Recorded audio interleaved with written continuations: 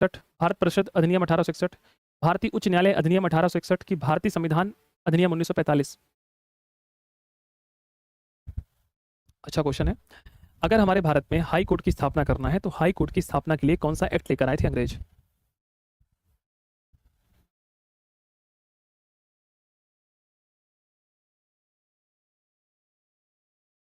हम्म, कौन सा एक्ट लेकर आए थे? नाम से स्पष्ट हो रहा है सर, भारतीय उच्च न्यायालय अधिनियम 1861। भारतीय उच्च न्यायालय 1861। अगला क्वेश्चन है कि सर्वोच्च न्यायालय के निम्नलिखित में से किस न्यायाधीश को हटाने के लिए सर्वप्रथम प्रस्ताव लाया गया था? सुप्रीम कोर्ट के किस न्यायाधीश को हटाने के लिए सबसे पहले हम प्रस्ताव लेकर आए थे? चार ऑप्शन है दोस्तों। न्यायमूर्ति सी जितेंद्र वीर गुप्ता, एम एस पुंची, सी रामास्वामी, सी शांति स्वरूप दीवान। बहुत बढ़िया।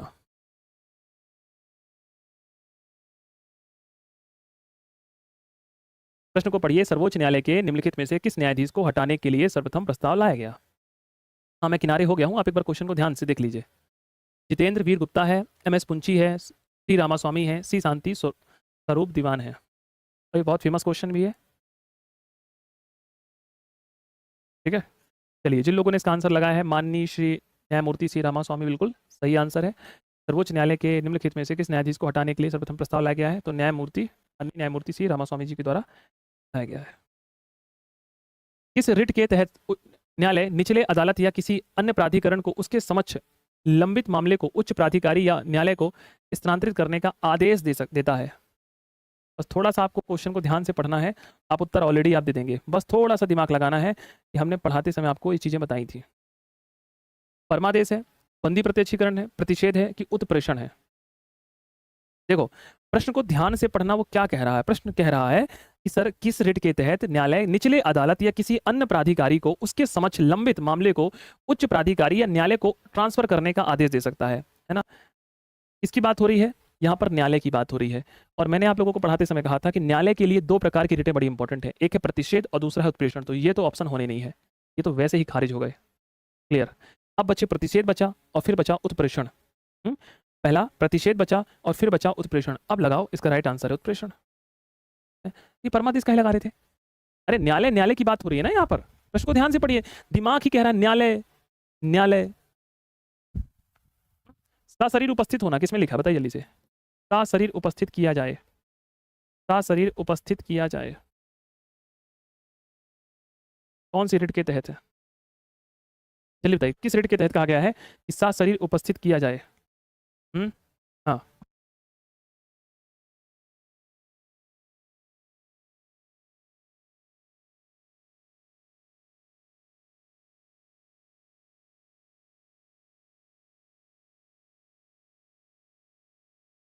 बताइए। चलिए भाई, बहुत बढ़िया है, बंदी प्रत्यक्षीकरण है ना?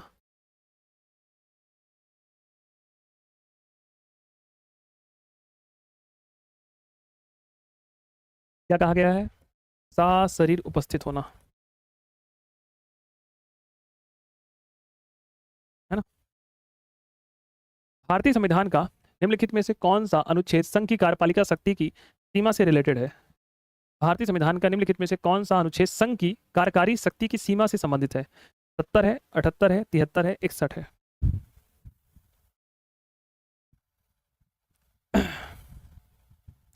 ध्यान से क्वेश्चन को पढ़ेंगे तो आप आंसर दे देंगे, कोई दिक्कत की बात नहीं है। 61 कहे लगा रहे भाई? 61 कैसे होगा? 61 में तो महाभियोग है, 3 नंबर।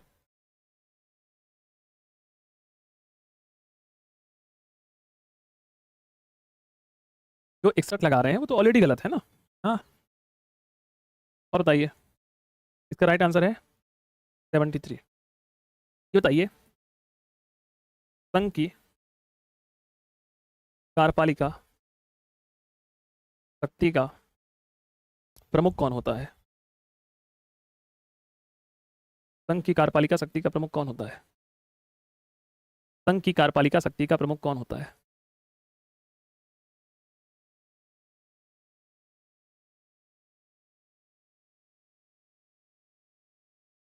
प्रश्न को ध्यान से पढ़िए। संघ की कार्यकारी शक्ति का प्रमुख कौन होता है? पूरी क्लास आंसर गलत दे रही है कि दो लोगों को छोड़ दिया जाए तो?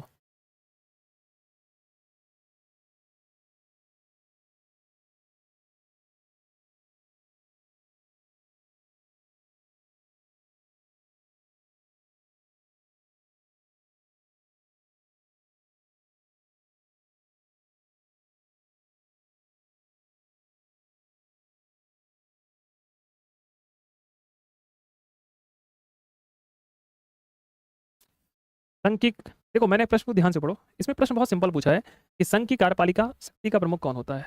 राइट आंसर है राष्ट्रपति। मैंने कहीं ये नहीं पूछा कि वास्तविक कौन है, प्रमुख कौन है, मैंने नहीं पूछा। अगर अब मैं आपसे पूछ लूं कि वास्तविक शक्ति प्रमुख कौन है, वास्तविक कार्यकारी प्रमुख कौन है, तो फिर आप आंसर दीजिए ना, प्रधानमंत्री। देखिए मैं बार बार कह रहा हूं, बेसिक प्रश्न आप गलत कर रहे हैं ना, बेसिक सा प्रश्न था ये, कोई कठिन प्रश्न नहीं था। मैं ये नहीं पूछ रहा हूं कि वास्तविक कौन है, नाम मात्र का कौन है।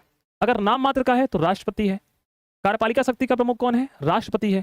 जब मैं ये पूछूं कि बताओ भैया वास्तविक कौन है, तो फिर आप आंसर दीजिए ना कि वास्तविक सर प्रधानमंत्री है। मैं ये नहीं पूछ रहा कि वास्तविक कहाँ है, तो सिंपल सा प्रश्न पूछा है, कार्यकारी शक्ति का प्रमुख कौन है। पढ़ाते समय एक ही बार कह रहा था, एक ही बात, बेसिक बेसिक बेसिक बेसिक, ये बेसिक बेसिक से प्रश्न है जो आएंगे। बताओ, नागरिकता अधिनियम 1955 में नागरिकता खोने के लिए निम्नलिखित में से कितने तरीके निर्धारित किए गए हैं। कितने प्रकार से नागरिकता किसी व्यक्ति की समाप्त की जा सकती है। 5 प्रकार है, 4 प्रकार है, 3 प्रकार है, 2 प्रकार है।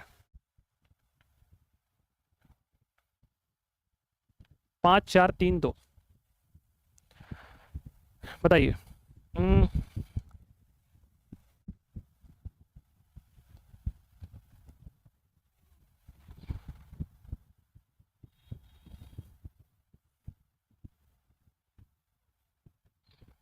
बहुत बढ़िया।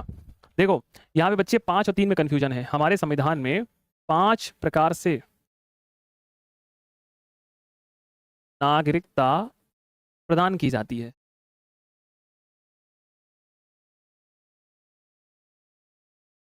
और 3 प्रकार से समाप्त की जाती है।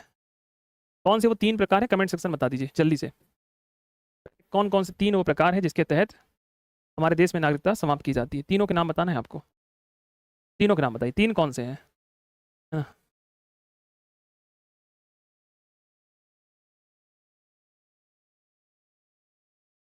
जन्म, वंश, देशीकरण, पंजीकरण, भूमि, अर्जन, ये 5 प्रकार है जिसके तहत मिलती है ना। जन्म से, देशीकरण से, पंजीकरण से, वंश से, भूमि से, अर्जन से, 5 आधार पर है जिससे मिलती है। बर्खास्ती, नागरिकता का परित्याग करना और वंचित कर देना। बहुत बढ़िया, या तो बर्खास्त कर देना, पहला बिल्कुल सही आंसर दिया है। दूसरा नागरिकता का परित्याग कर देना,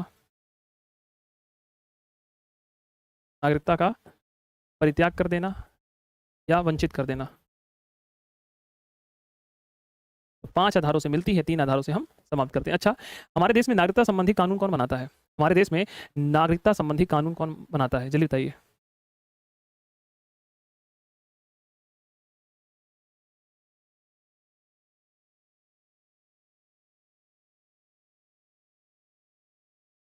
कौन बनाता है, कौन बनाता है।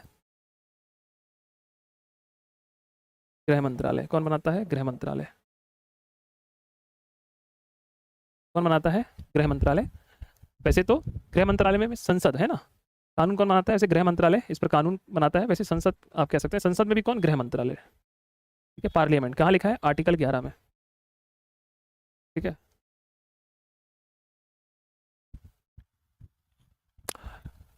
ठीक है, तो आर्टिकल 11 में लिखा हुआ है कानून कौन बनाएगा, संसद बनाएगा। संसद में भी कौन, गृह मंत्रालय।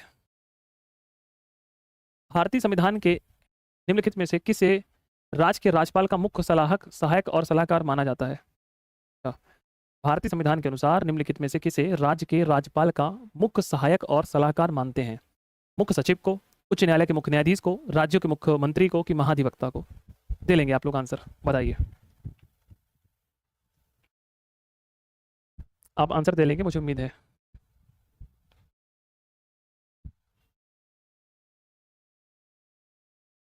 देखिए इसमें पूछा गया भारतीय संविधान में नागरिकता खोने के निम्नलिखित कितने तरीके हैं, तो खोने के 3 है, देने के 5 है ना। हाँ सही तो था।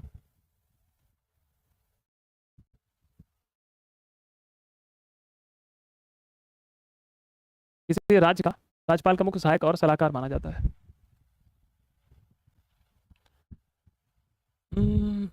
थोड़ा दिमाग लगाएंगे तो आपको आंसर मिल जाएगा। आप कह रहे हैं महाधिवक्ता, अरे महाधिवक्ता कैसे होगा। महाधिवक्ता तो विधि अधिकारी हो गया ना, विधि कानूनी संबंधी में सलाह की बात करता है। जो आपका महाधिवक्ता हो गया, वो अनुच्छेद 165 में दिया गया है, वह तो कानूनी संबंधी संबंधित अधिकार हो गया। कानूनी लिखा है कहीं पर, कानूनी अधिकार लिखा हुआ है। हाई कोर्ट का मुख्य न्यायाधीश, हाई कोर्ट का मुख्य न्यायाधीश कैसे होगा। अरे राज्य का मुख्यमंत्री, मुख्यमंत्री नहीं मिलते हैं राज्यपाल से कि हमारे राज्यों के लिए ये करना है, ये सब करना है, ये बिल लाना है, ये करना है। राज्यों के मुख्यमंत्री कहाँ लगा रहे हो महाधिवक्ता? अपने स्टेट के सीएम को भूल गए आप लोग हैं। कैसे काम चलेगा बबुआ? स्टेट के सीएम को ही भूल जाएंगे। सीएम मुखिया होता है ना, है तो मुखिया क्या करता है?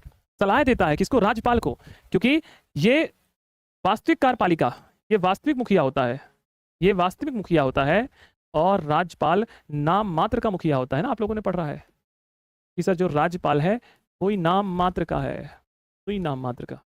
तो जल्दी से बताओ राज्यपाल का कार्यकाल कितना होता है?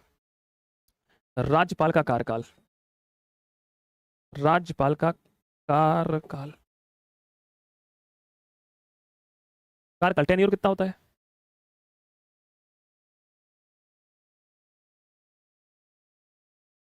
कितना होता है? 0.5 0.5। पूरी क्लास 0.5 में लगी हुई है। क्या है ये? देखो लाला, कहे थे ना कि गलत गलत आंसर दोगे 5 से लगा दिए हैं। ये 5 वाले थोड़ा जाके रिवीजन कर ले। राज्यपाल का कोई कार्यकाल निश्चित नहीं होता है, निश्चित नहीं होता है, परंतु जब ये ऑप्शन में ना हो तब आप लगाएंगे 5 वर्ष। जब ये ऑप्शन में ना हो तो क्या लगाएंगे? 5 वर्ष लगाएंगे। ये बताइए किसने कहा था कि राज्यपाल का कार्य केवल नाश्ता और चाय कराना है, नाश्ता और चाय पिलाना है, और चाय पे चर्चा करना है? किसने कहा था कि राज्यपाल का कार्य तो केवल नाश्ता और चाय पे चर्चा करना है? किसी व्यक्ति ने स्टेटमेंट भी दिया है कि राज्यपाल तो केवल नाश्ता करने के लिए है और चाय पे चर्चा करने के लिए है। सरोजिनी नायडू ने, सरोजिनी नायडू ने तो इसे बंद तोते पर, सोने के पिंजड़े पर बंद तोता कहा है। सरोजिनी नायडू ने इन्हें, राज्यपाल को, सोने के पिंजड़े में बंद तोता कहा है। मैं आप लोग को बताऊं, एक हिंट दूं। उसी व्यक्ति ने कहा है जो पट्टाभी सीतारमैया के नाम से त्रिपुरी अधिवेशन की अध्यक्षता कर रहे थे और चुनाव हार गए थे। करना तो चाह रहे थे अध्यक्षता, पर चुनाव हार गए थे, और जब चुनाव हार गए थे तो सुभाष बाबू ने त्रिपुरी अधिवेशन की अध्यक्षता की थी, है ना। सुभाष बाबू त्रिपुरी अधिवेशन जीत गए थे। त्रिपुरी अधिवेशन याद आ रहा है। और पट्टाभी सीतारमैया मध्य प्रदेश के पहले राज्यपाल भी थे। पट्टाभी सीतारमैया क्या थे? मध्य प्रदेश के प्रथम राज्यपाल थे दोस्तों, इस बात को ध्यान रखिएगा। और इन्होंने स्टेटमेंट दिया था कि राज्यपाल केवल नाश्ता और चाय पर चर्चा करने के लिए है, ठीक है। और पट्टाभी सीतारमैया को महात्मा गांधी ने त्रिपुरी अधिवेशन में खड़ा किया था, और पट्टाभी सीतारमैया चुनाव हार गए। तो महात्मा गांधी ने कहा था कि पट्टाभी की हार नहीं बल्कि मेरी हार है, और सुभाष बाबू चुनाव जीत गए। सुभाष बाबू ने त्रिपुरी अधिवेशन की अध्यक्षता किया। बाद में सुभाष चंद्र बोस ने क्या कर दिया? इस्तीफा दे दिया, फॉरवर्ड ब्लॉक की स्थापना की, और उसके बाद इसकी पुनर्अध्यक्षता किसने की थी? आपके राजेंद्र प्रसाद जी ने की थी, जिन्हें हम बिहार गांधी के नाम से जानते हैं। ये कहानियां हैं, थोड़ा सा पता होना चाहिए। चलो ठीक है, तो पट्टाभी सीतारमैया का स्टेटमेंट थोड़ा सा ध्यान रखिएगा।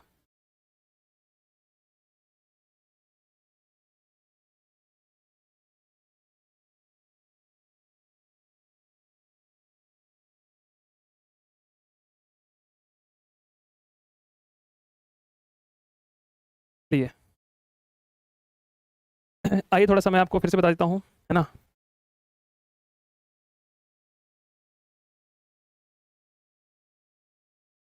है ना, जैसा कि आप सभी को पता है दोस्तों कि आपकी तैयारी को बेहतर और शानदार करने के लिए रेलवे एएलपी बैच 2025 से लेकर आए हैं, जहां पर CBT 1 और CBT 2 की प्रॉपर आपको तैयारी कराई जा रही है। 24 अप्रैल 2025 से, है ना, रजिस्ट्रेशन ओपन हो चुके हैं। आपकी तैयारी को बेहतर करने के लिए हमारी पूरी टीम एकदम लगन से लगी हुई है। आप एकदम बिल्कुल तैयारी करिए शानदार तरीके से। रेलवे RRB ALP CBT 1 और CBT 2 की कंप्लीट आपको यहाँ पर तैयारी हमारे KGS के द्वारा कराई जा रही है, जिससे कि आपको कोई भी समस्या ना हो। ठीक, तो ये विशेष सूचना है, इस विशेष सूचना को आप जरूर ध्यान में रखें, और अगर आप तैयारी कर रहे हैं तो थोड़ा सा सीरियस हो जाएं, ठीक है।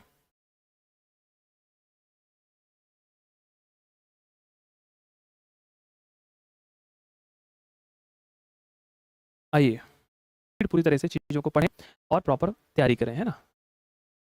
चलिए आइए 27 नंबर का क्वेश्चन है, निम्नलिखित में से कौन सा कथन गलत है? गलत है तो सबसे पहले सही पता होना चाहिए, है ना। पहला कि मंत्रिपरिषद के सभी सदस्य राष्ट्रपति के प्रसाद पर्यंत पद धारण करते हैं, पहला ऑप्शन है।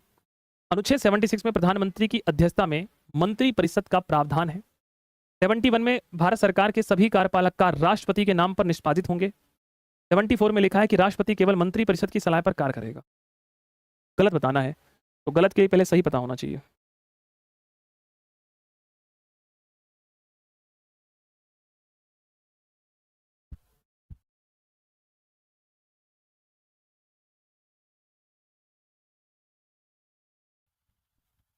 ए नंबर का है आंसर दे रहे हो भाई।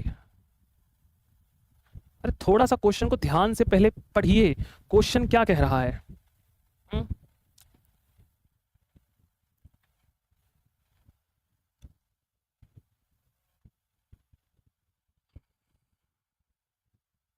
बहुत बढ़िया, बहुत शानदार। मैं आपसे एक प्रश्न पूछना चाहता हूँ, क्या ये बताओ 76 में लिखा क्या है? 76 में क्या लिखा है बबुआ? पहले आप खुद बता लीजिए, डिसाइड कर लो कि 76 में क्या लिखा हुआ है। 76 में क्या लिखा हुआ है जो पूरी क्लास एक तर्ज में आंसर दे रही है ए। पहले आप खुद डिसाइड कर लो 76 में क्या लिखा हुआ है। और आप में से सभी को पता होगा कि 76 में सर जी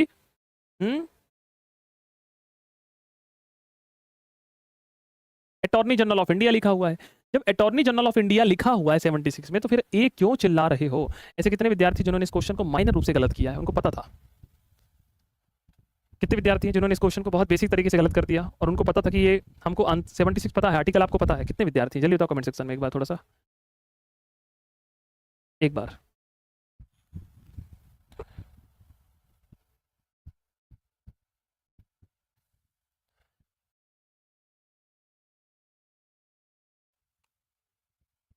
ट्रेन वेन छूट रही है, हैं? ट्रेन वेन छूट रही है आप लोगों की? नहीं छूट रही ना, तो आराम से उत्तर दीजिए, आराम से पढ़िए। मैं आपको समय दे रहा हूँ पढ़ने का, जल्दबाजी में नहीं है कि जल्दबाजी में क्वेश्चन आए कंप्लीट करा के निकल गए, हो गई मैराथन ना। ना, क्वेश्चन को ध्यान से पढ़िए, एक एक क्वेश्चन आपके लिए इंपॉर्टेंट। देखो, मंत्री परिषद के सभी सदस्य राष्ट्रपति के प्रसाद पर्यंत होते हैं। बिल्कुल होते हैं। राष्ट्रपति चाहे तो मंत्री परिषद से किसी भी मंत्री से इस्तीफा ले सकता है, अगर प्रधानमंत्री ने बोल दिया तो। ए नंबर बिल्कुल सही है। 77 के अनुसार भारत सरकार के सभी कार्य राष्ट्रपति के नाम पे होंगे, बिल्कुल सही है। 74 के अनुसार राष्ट्रपति केवल मंत्री परिषद की सलाह पर कार्य करेगा, बिल्कुल सही है। तो थोड़ा सा क्वेश्चन को ध्यान से पढ़िए ना, क्योंकि यही आपकी हैबिट अभी पड़ी रहेगी, बाद में यही हैबिट बाद में पड़ी रहेगी। यही अभी गलतियां अभी यहाँ भी हो रही हैं, यही गलतियां एग्जाम में भी करेंगे, तो फिर क्या क्या चीज़ें रहेंगी? तो थोड़ा सा एक बार कोशिश करिए, क्वेश्चन को पढ़ने का अपना दिमाग प्रयोग करिए कि क्या हमारा दिमाग काम कर रहा है। बताओ, निम्नलिखित में से किस मामले में निजदा के अधिकार को भारत के संविधान में मौलिक अधिकार के रूप में स्थापित किया गया है? निजदा का अधिकार है के पुत्ता स्वामी मामला, Minerva mill case, Golaknath Punjab, SR Bombay बनाम भारत संघ का मामला।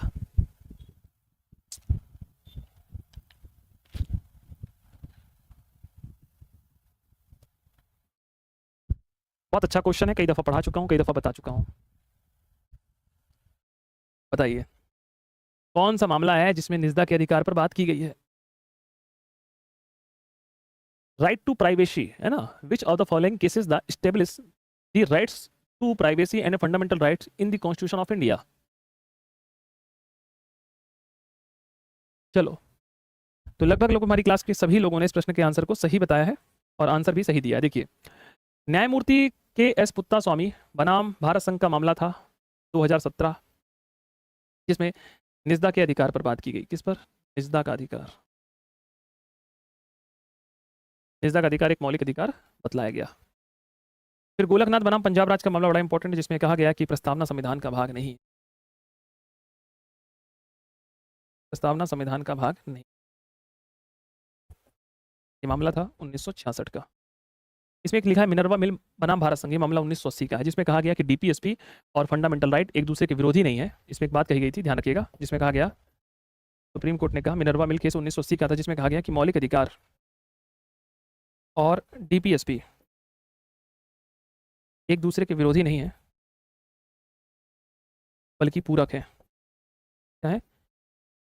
बल्कि पूरक है, पूरक। क्या कहा? बल्कि विरोधी नहीं, बल्कि एक दूसरे के पूरक है। ठीक है, ध्यान रखिएगा। इसका राइट आंसर क्या है? ए नंबर। भारत के राष्ट्रपति के चुनाव में निम्नलिखित में से कौन शामिल होते हैं? कौन कौन शामिल होता है? पहला, लोकसभा के निर्वाचित सदस्य, राज्यसभा के सभी सदस्य, राज्य विधानसभा के निर्वाचित सदस्य, राज्य विधान परिषद के निर्वाचित सदस्य। इतना शानदार क्वेश्चन नहीं मिलेगा आपको और सबसे सरल है।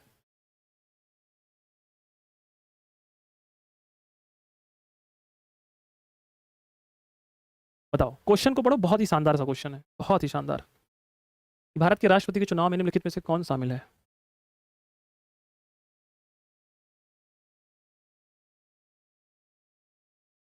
लोकसभा के निर्वाचित सदस्य, राज्यसभा के सभी सदस्य, राज्य विधानसभा के निर्वाचित सदस्य, कि राज्य विधान परिषद के निर्वाचित सदस्य।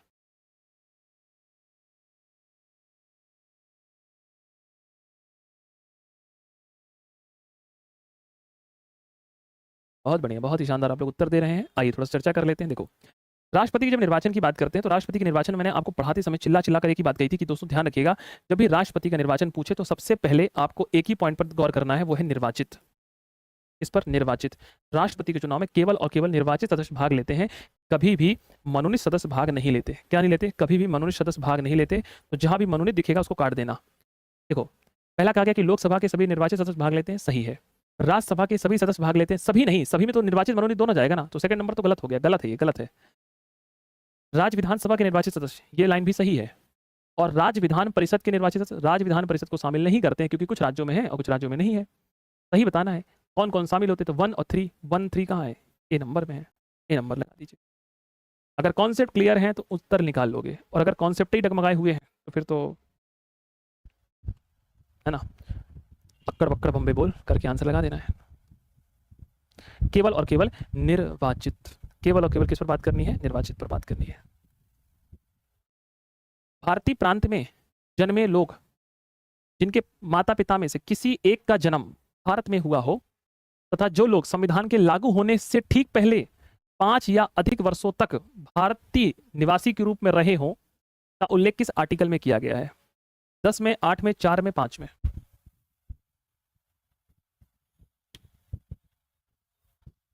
आंसर को बदलना नहीं है ना, आंसर को बदलना नहीं है।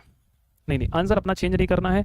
एक बार जो आंसर दे दिया है वो सर्वश्रेष्ठ आंसर है, सही आंसर है। ध्यान रखना है, जो एक बार आंसर दे दिया वही सही आंसर है।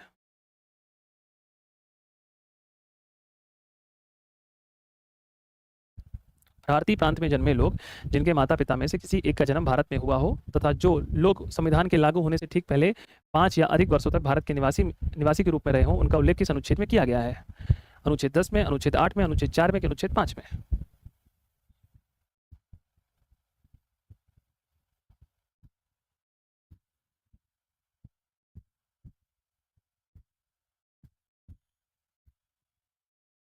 ठीक है, कहाँ पहुंचा दिए बेटा? आर्टिकल 8 कैसे हो जाएगा? इसका राइट आंसर है आर्टिकल 5 है।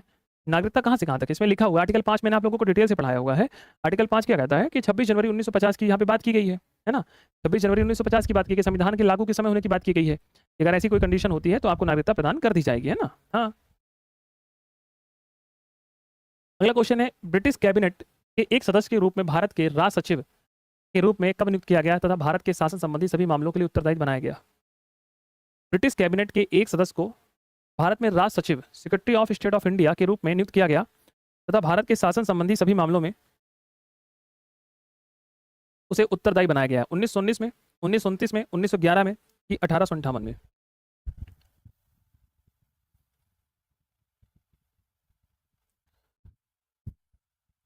बताओ, बहुत बढ़िया क्वेश्चन है। राज सचिव की नियुक्ति बात हो रही है, राज सचिव। ध्यान से क्वेश्चन को पढ़िए कि जो राज सचिव है, राज सचिव की नियुक्ति किस अधिनियम के द्वारा की गई है?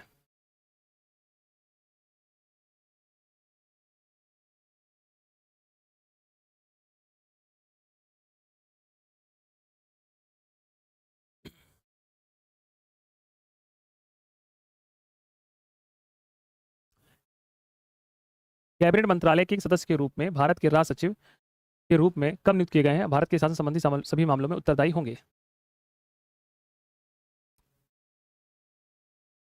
थोड़ा लॉजिक आप आंसर में लगाएंगे तो आपको बन जाएगा। थोड़ा आप आंसर लगाएंगे ना, थोड़ा दिमाग लगाएंगे तो आपसे आंसर बन जाएगा। 1919 का अधिनियम, ठीक है, और 1919 का अधिनियम पक्का? थोड़ा सा और सोचिए, थोड़ा सा सोचने का समय तो लीजिए।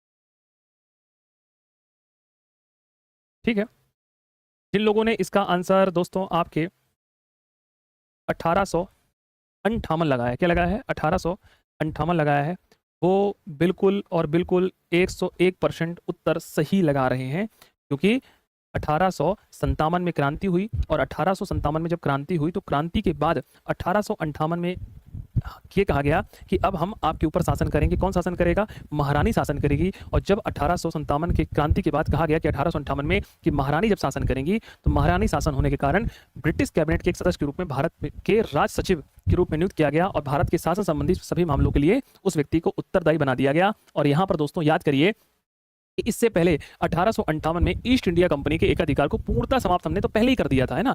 1813 में तो हमने चाय चीन पर समाप्त कर दिया, और 1833 में तो पूर्णतः ही समाप्त कर दिया। क्या कर दिया? पूर्णतः ही समाप्त कर दिया, ठीक। और 1858 के जब जैसे 57 में क्रांति हुई तो क्या बोला ईस्ट इंडिया कंपनी से कि एक काम करो, तुम एडमिनिस्ट्रेशन को छोड़ो, क्या करो, एडमिनिस्ट्रेशन वगैरह को सबको समाप्त कर दिया। केवल और केवल अब क्या करना है तुम्हें? व्यापार करना है ना। क्योंकि अब शासन कौन करेगा? क्राउन शासन करेंगे। तो जिन लोगों ने आंसर लगाए, अच्छा एक बात और भी है, मैं देख रहा हूँ बच्चा आंसर लगाता है डी, फिर 2 मिनट के बाद आंसर सी में पहुंच जाता है। यार ये कैसा हाल है यार? तुम लोग अभी आंसर डी दे रहे थे, बहुत सारे बच्चे आंसर डी दे रहे हैं, चेंज करके सी में पहुंच गए, कुछ तो ए तक पहुंच गए। अगर 2-3 मिनट रुक जाऊं तो वो पता नहीं कहां पहुंच जाए। 4 ही ऑप्शन है, 10 ऑप्शन नहीं तो 10 से 8 में, 8 में 7 से 6, 5 4 3। इतनी तीव्रता के साथ आंसर कैसे चेंज कर लेते हो भाई? अपनी बात पर कायम रहो, कायम। तुम लोग सीधे यहां से 3 में, फिर 3 से सीधे 1 में, 10 ऑप्शन हो, 10 से 8 7 6 कहीं पहुंचा दो। थोड़ा सा तो अपने आंसर में अटिक रहो 2 मिनट के लिए। गलत ही हो जाएगा, जैसे क्या होगा? इतना मतलब दल बदल चेंज कर लेते हो यार तुम लोग। है चलो, मैं वही देख रहा हूं कि इतनी जल्दी सुपर फास्ट आंसर चेंज। भारतीय संविधान का निम्नलिखित में से कौन सा अनुच्छेद कुछ मामलों में गिरफ्तारी या नजरबंदी के खिलाफ संरक्षण की गारंटी देता है? अगर गिरफ्तारी नजरबंदी के तहत 22 देता है, 21 देता है, 20 देता है कि 23 देता है?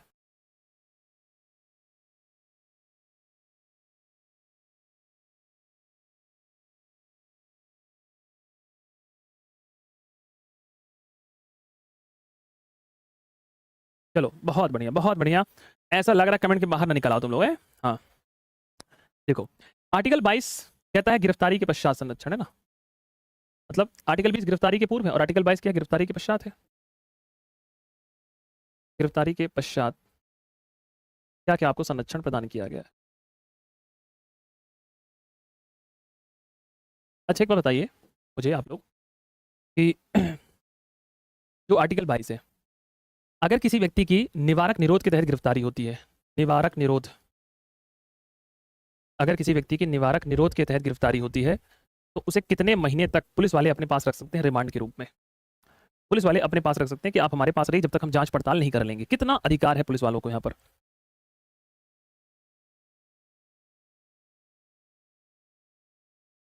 3 महीने, 6 महीने, 2 महीने, 45 दिन, कितने?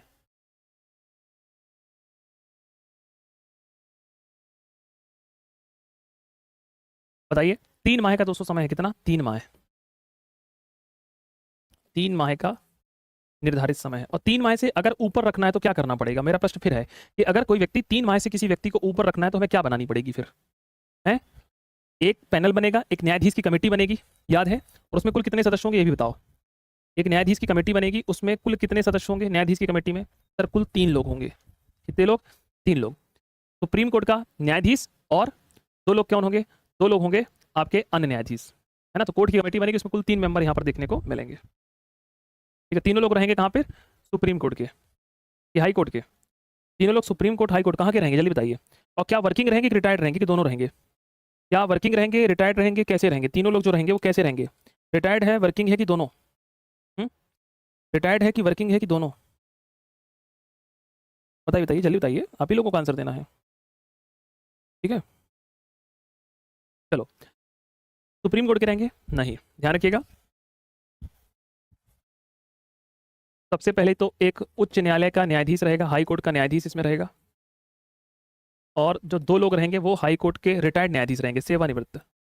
2 लोग रिटायर्ड, मतलब रिटायर्ड समझते हो, सेवानिवृत्त न्यायाधीश। अब इस बात में सुप्रीम कोर्ट को तो नहीं बुलाएंगे ना हर छोटे छोटे मामले में। ठीक है, चलिए दोस्तों, ये बताइए दोस्तों आप लोग मुझे कि क्या जिस व्यक्ति की निवारक निरोध के तहत गिरफ्तारी होती है, क्या उसे आवेदन करने का अधिकार है न्यायालय के पास? जिस व्यक्ति की निवारक निरोध के तहत गिरफ्तारी होती है, निवारक निरोध के तहत क्या उसे आवेदन करने का अधिकार है? क्या वो न्यायालय में आवेदन कर सकता है कि मेरी गिरफ्तारी अवैध है, मुझे छोड़ा जाए? क्या उसे आवेदन करने का अधिकार प्राप्त है? नहीं है? है बेटा, है, नोट कर लो, है। ठीक है, वो आवेदन कर सकता है न्यायालय में। क्या कर सकता है? आवेदन कर सकता है। ठीक है, अपने मन से बना लियो क्या कि नहीं है, हैं? पढ़ाए है तुम लोगों को सब चीज़ें ये तो, ठीक है। हाँ, गलत सलत आंसर कह दे रहे हो। अच्छा बताओ, मीसा कब आया? जल्दी से, मीसा कब आया? मीसा, मीसा आप लोगों को पढ़ा है ना? मीसा कब आया है? मीसा कब आया और टाटा कब आया? दोनों बताओ, दोनों कानून है, मीसा और टाटा। मीसा कब आया था? मीसा, मीसा आया है 1971 में। मीसा कब आया है? 1971 में मीसा आया है। और टाटा कब आया है दोस्तों? टाटा, टाटा बताइए, टाटा कब आया है? 1985, 1985 में। ये और ये। तो गलत आंसर नहीं देना है, ठीक। चलो, मीसा 1971 और टाटा 1985। मीसा का उपयोग किया गया था 1975 में। बहुत सारे लोगों को आपातकाल के समय उठा के जेल में डाल दिया गया था कि चलिए आप जेल की यात्रा करिए कुछ समय के लिए। दोस्तों, ऐसा कौन सा आर्टिकल है जो जीवन जीने का अधिकार देता है? जल्दी बताओ। जीवन जीने का अधिकार, गरिमापूर्ण जीवन जीने का अधिकार, गरिमापूर्ण जीवन। गरिमा मतलब इज्जत, सम्मान, प्रतिष्ठा, इनके साथ जीवन जीना है आपको। बताओ किस आर्टिकल में लिखा हुआ है? इसमें लिखा है। सभी लोग बताइए, 4 लोग आंसर दे देंगे तो काम नहीं चलेगा, सभी को आंसर देना है। इसमें लिखा है, आर्टिकल 21 में लिखा है। सुप्रीम कोर्ट ने किस आर्टिकल में कहा है, सॉरी किस वाद में कहा है, केस में कहा है, वाद मतलब केस होता है, किस केस में कहा है कि व्यक्ति को गरिमापूर्ण जीवन जीने का अधिकार है? दोस्तों, गरिमापूर्ण जीवन जीने का, इज्जत, सम्मान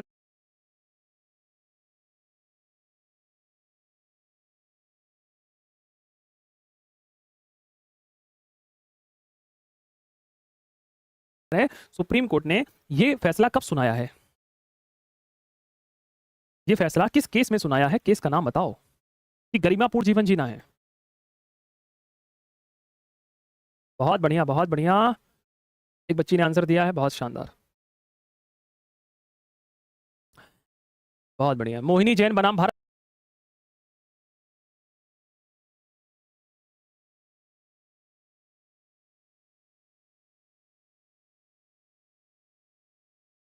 साथ में प्रस्तावना से रिलेटेड है। ठीक है, मेनका गांधीवाद, बहुत बढ़िया। किस पर बात की गई है? मेनका गांधीवाद। कब आया है मेनका गांधीवाद केस? मेनका गांधीवाद का केस कब आया है? मेनका गांधीवाद केस में सुप्रीम कोर्ट ने कहा कि किसी भी व्यक्ति को आर्टिकल 21 के तहत जीवन जीने का अधिकार से रिलेटेड केवल जीना भर अधिकार नहीं है, बल्कि गरिमापूर्ण जीवन जीने का अधिकार है। 1978 में। वेरी गुड, बहुत शानदार। कब आया है? 1978 में। सुप्रीम कोर्ट ने क्या कहा कि किसी व्यक्ति को जीवन जीने के तहत गरिमापूर्ण जीवन जीने का अधिकार है, गरिमा के साथ, सम्मान के साथ, प्रतिष्ठा के साथ। और याद करिए, मेनका गांधीवाद जो केस है, इसी के तहत किसी व्यक्ति को विदेश यात्रा का भी अधिकार दिया गया है। याद है ना? विदेश यात्रा, याद कर पा रहे हैं? इसी के तहत किसी व्यक्ति को विदेश यात्रा का भी अधिकार प्रदान किया गया है।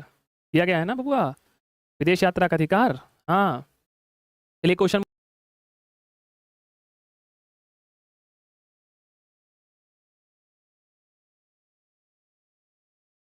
आर्टिकल 21 में दोस्तों लिखा है कि पर्यावरण का संरक्षण एवं संवर्धन करना है। क्या करना है? पर्यावरण का संरक्षण भी करना है, संवर्धन भी करना है। किस केस के तहत कहा गया है? किस केस के तहत कहा गया है पर्यावरण का संरक्षण एवं संवर्धन?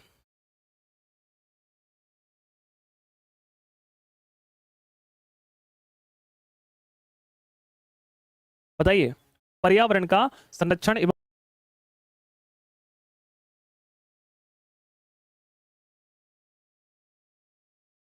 एमसी मेहता बनाम भारत संघ। कौन सा केस है? एमसी मेहता बनाम भारत संघ का मामला है। एमसी मेहता बनाम भारत संघ का मामला है। ये कौन सा मामला है? एमसी मेहता बनाम भारत संघ।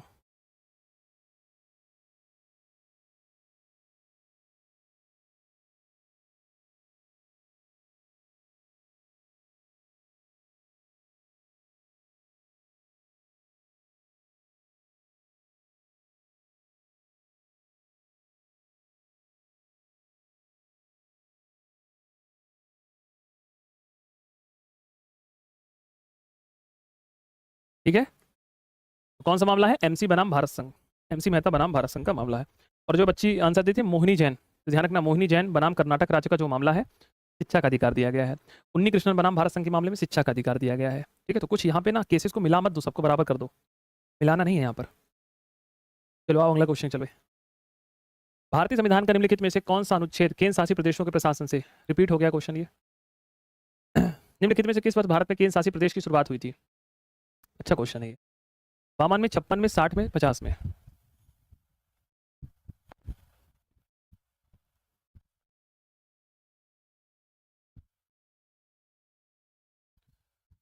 बताइए निम्नलिखित में से किस वर्ष भारत में केंद्र शासित प्रदेश की शुरुआत हुई है? 52 में, 56 में, 60 में, 50 में? मैं आपको एक हिंट देता हूँ, हिंट दूं? कितने लोगों को हिंट चाहिए इस क्वेश्चन, जल्दी बताओ। थोड़ा हिंट दूंगा, दिमाग लगाना, फिर उत्तर दे पाओगे। राज्य पुनर्गठन आयोग बना है, राज्य पुनर्गठन आयोग बना है। बहुत बढ़िया सचिन, बहुत ही शानदार। फजल अली आयोग बना है, फजल अली आयोग ने कहा और केंद्र शासित प्रदेश बने। मतलब क्वेश्चन देखा और भाग चिल्लाना चालू कि 1952। अरे थोड़ा दिमाग लगाइए, केंद्र शासित प्रदेश की बात हो रही है, केंद्र शासित प्रदेश और राज्य, मतलब जो Bharat part A, part B, part C, part D बटा हुआ था उसको समाप्त करना था। हम्म,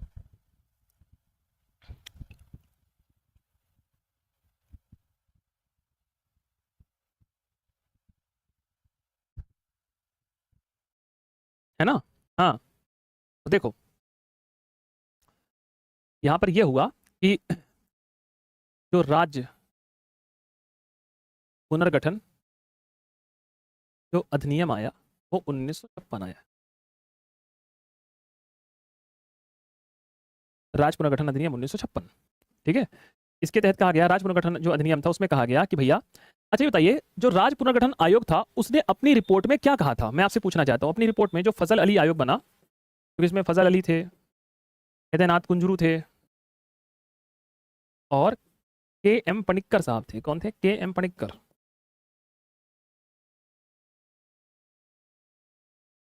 क्या थे? के एम पनिक्कर। तीन लोग थे। अध्यक्ष कौन थे? फजल अली थे, इसलिए फजल अली आयोग के नाम से इसको जानते हैं। इस आयोग को किसके नाम से जानते हैं? आयोग को फजल अली आयोग के नाम से जानते हैं, क्योंकि अध्यक्ष साहब थे। रिपोर्ट में क्या कहा था? 14 स्टेट, 6 केंद्र शासित प्रदेश। और कोशिश करिए बताने की, थोड़ा सा और कोशिश करिए और बताने की, कितने स्टेट की यहाँ पे बात की गई थी? हम्म? कितने स्टेट की यहाँ पर बात की गई थी और कितने केंद्र शासित प्रदेशों के पर यहाँ पे बात किया गया था? तो 3 लोग ही आंसर दे रहे हैं भाई, बाकी लोग क्या कर रहे हैं? हम्म? बताइए बताइए, कोशिश तो करिए बताने की, ज़्यादा से ज़्यादा क्या होगा, गलत ही होगा। ठीक है, बिल्कुल सही है, 14-6। तो इसने कहा कि भाई 14 राज्य बनाइए आप,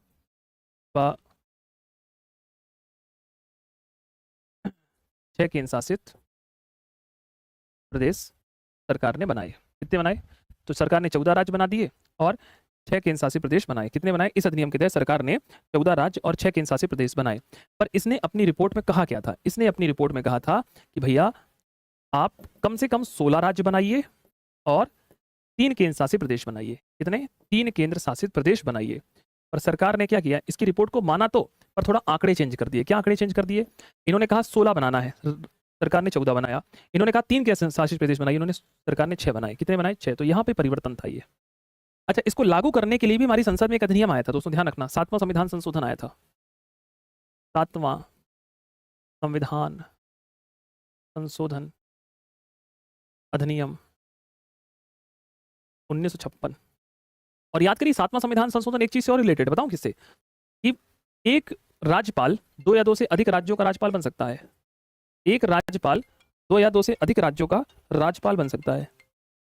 एक राज्यपाल 2 या 2 से अधिक राज्यों का, 2 या 2 से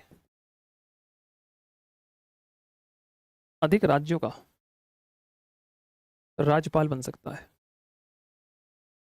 ये जरूर ध्यान रखिएगा, ये भी 7वां संविधान संशोधन में ही तो किया गया है। ठीक है, तो प्रावधान क्या था? प्रावधान था कि 16 राज्य और 3 केंद्र शासित प्रदेश बनाए जाएं। सरकार ने कितने बनाए? 14 राज्य और 6 केंद्र शासित प्रदेश।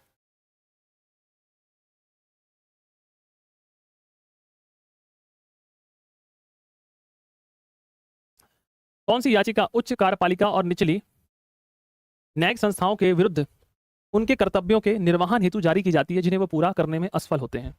अच्छा क्वेश्चन है, बताओ।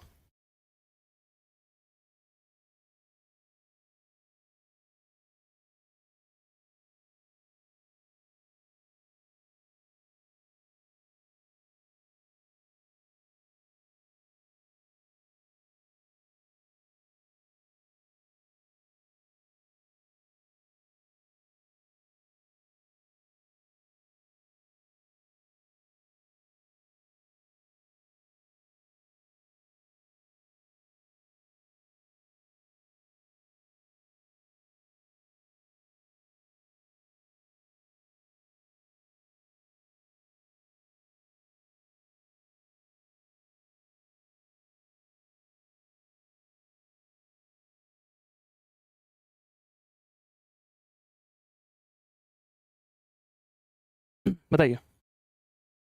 सी नंबर और बी नंबर में कंफ्यूजन चल रहा है बबुआ है। ध्यान से क्वेश्चन को पढ़ो।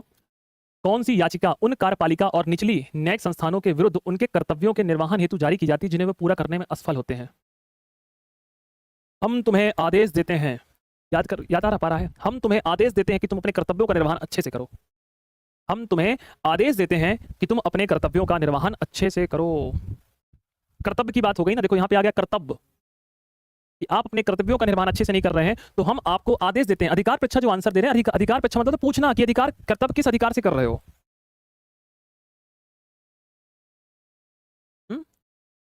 हाँ बबुआ कैसे काम चलेगा है? चलो अगला क्वेश्चन का आंसर दो। सबसे पहले दोस्तों मैं आप सभी विद्यार्थियों के लिए एक विशेष पैगाम सूचना लेकर आने वाला हूं, और ये सूचना आ ही चुकी है। जैसा कि आप सभी को पता है, खान ग्लोबल स्टडीज़ और स्पेशली जो हमारी पूरी टीम है, जो आपके सामने प्रत्यक्ष रूप से टीचर दिखते हैं, और हमारी जो बैकएंड में जो टीम है, जो लगातार आपके एग्जाम के लिए समर्पित है, चाहे वो एनटीपीसी के एग्जाम हो, चाहे आरबी के किसी भी एग्जाम की हम बात कर लें, सभी टीम के द्वारा एक विशेष रूप से खान सर के नेतृत्व में एनटीपीसी के विद्यार्थियों के लिए मोस्टली, और जो हिंदी मीडियम के विद्यार्थी हैं उनके लिए प्रॉपर पीवाईक्यूज बनाए गए हैं यहाँ पर, जिसमें दोस्तों 5000 से ज़्यादा आपके फैक्ट हैं प्रॉपर। दोस्तों इसमें general studies, general science, static GK और रेलवे संबंधित जितने भी महत्वपूर्ण फैक्ट हैं, उन सभी फैक्ट पर बात की गई है। ये दोस्तों एक ऐसा रामबाण किताब है कि जिसको एक बार आपने पूरा कोर्स पढ़ लिया है, अब इसको 7 दिन के अंदर प्रॉपर रिवीजन कर सकते हैं, भटकाव आपका ना हो। इसलिए दोस्तों खान ग्लोबल स्टडीज ने आपके लिए जितने भी एनटीपीसी के विद्यार्थी हैं, मोस्टली चाहे वो एनटीपीसी कर रहे हैं और रेलवे का भी किसी एग्जाम की तैयारी कर रहे हैं, तो भी एक इंपॉर्टेंट है आपके लिए।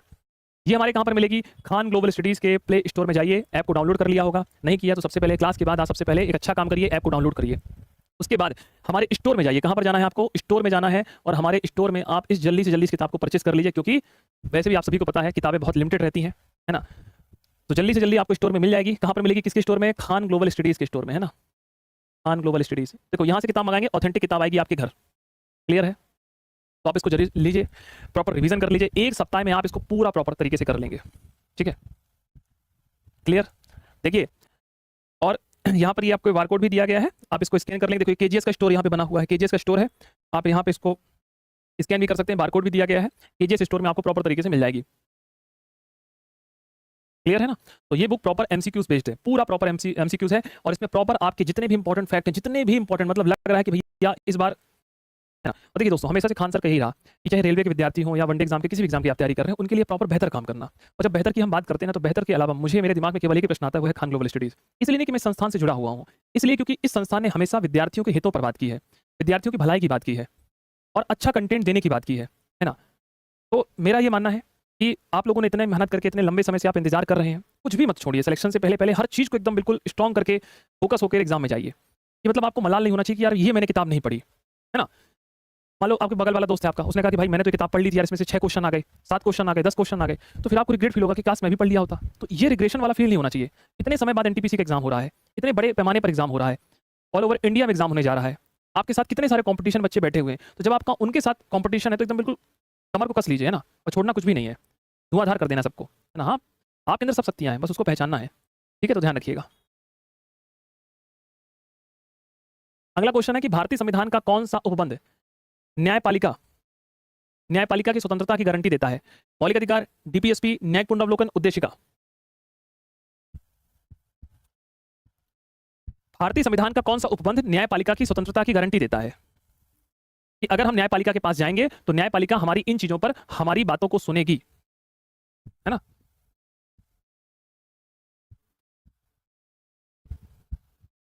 कौन सा उपबंध न्यायपालिका की स्वतंत्रता की गारंटी देता है?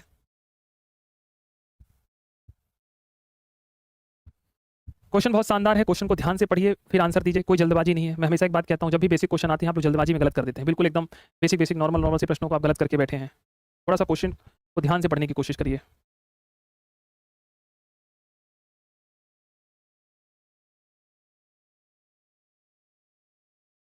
देखो आप लोग कंफ्यूजन हो गए बी और सी में। किसमें कंफ्यूजन हो गए? बी और सी में।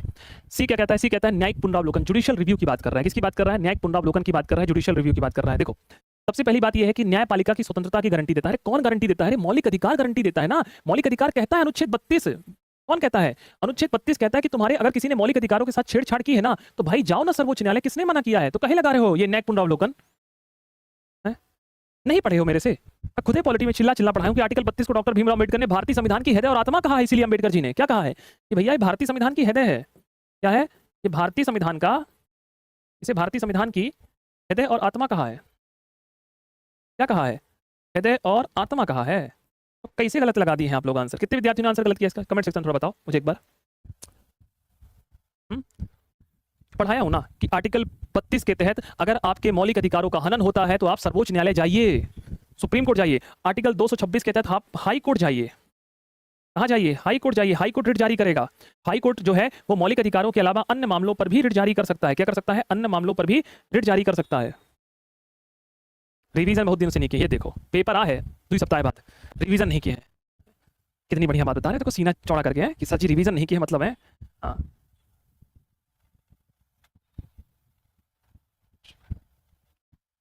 और हाई लेवल क्वेश्चन लाइएगा। यूपीएससी के एग्जाम की तैयारी कर रहे हो, हाई लेवल क्वेश्चन लाइए। तुम्हारा जो एग्जाम है बेटा लाला वो इनके अनुसार न लाऊब है।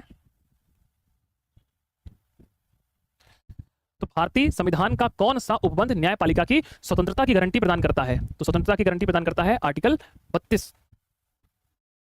ठीक है।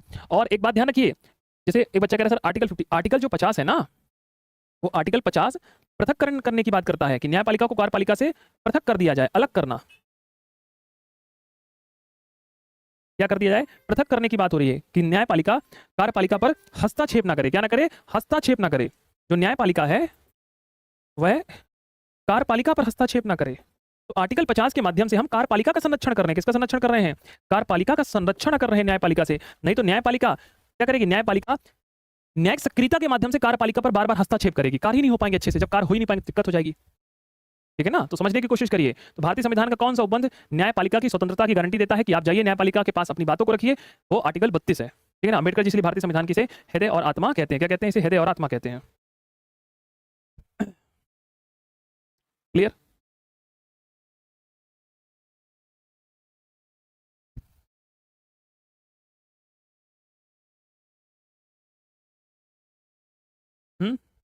ठीक है। क्वेश्चन को देखो तो हमेशा परिपेक्ष के आधार पर समझा जाता है। मई 2024 तक की स्थिति में जो संघ सूची है उस संघ सूची में कितने विषय हैं? 98 विषय हैं, 97 विषय हैं, 66 विषय हैं, 100 विषय हैं।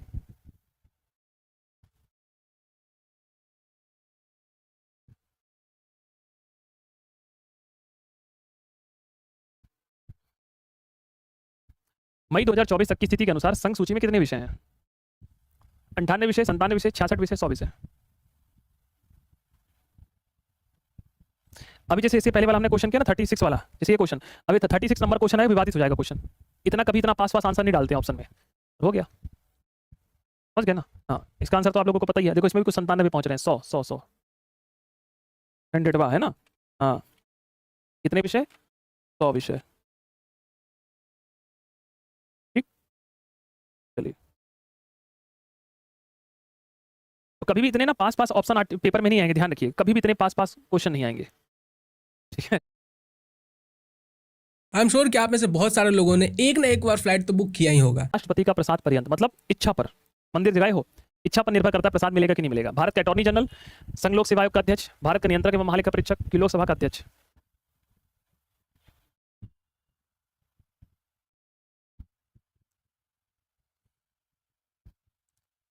एक आप लोग के लिए मैराथन और सीरीज लेकर आएंगे, चिंता ना करिए। ठीक है ना?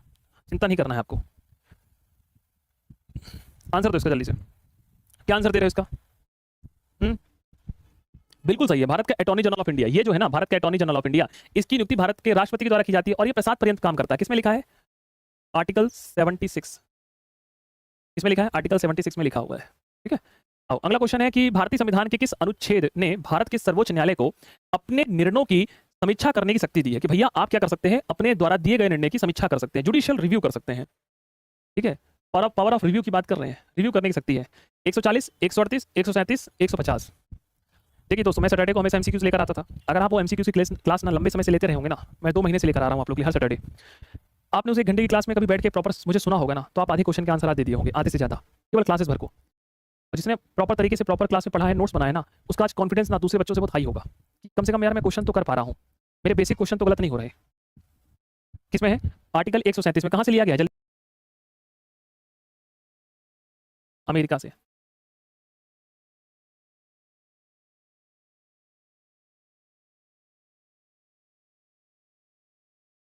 निम्नलिखित में से कौन सा देश नागरिकता संशोधन अधिनियम 2019 में शामिल नहीं है? देखो भैया, अपन तो आराम से ही पढ़ाएंगे। पाकिस्तान है, बांग्लादेश है, अफगानिस्तान है, भूटान है, 4 हैं। अभी पूछे भी थे आप लोगों से, अभी पूछे भी थे। आउट ऑफ स्टॉक बता रहा है, मिल जाएगी मिल जाएगी, कोशिश करते रहिए।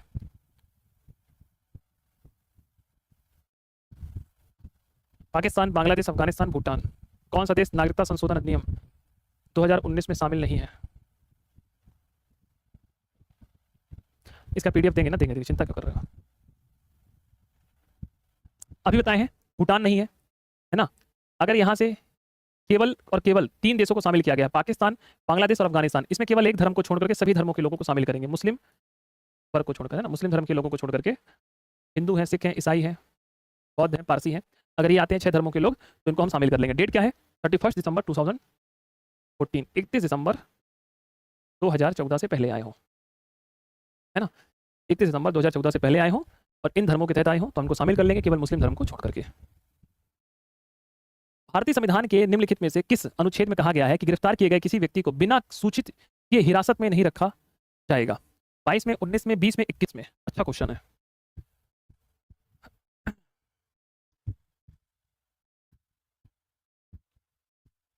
भारतीय संविधान के निम्नलिखित में से किस अनुच्छेद में कहा गया है कि गिरफ्तार किए गए किसी व्यक्ति को बिना सूचित किए हिरासत में नहीं रखा जाएगा?